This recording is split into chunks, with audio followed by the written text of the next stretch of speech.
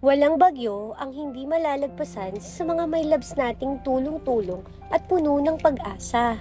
Iisa ang hangarin na makatulong sa mga nasalanta ng bagyong Karina. Sa videong ito, makikita nyo my loves ang mga paghahandang ginawa namin. Sana ay mapanood nyo mga my loves.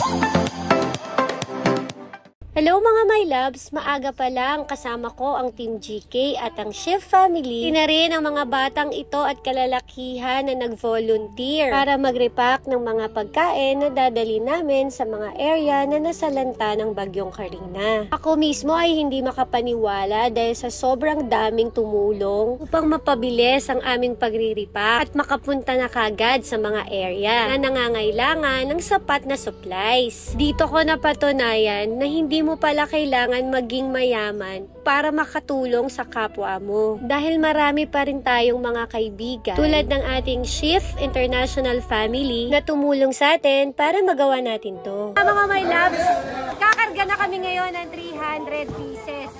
Pupuntahan na namin yung mga nakalista, nakahandang puntahan na lugar.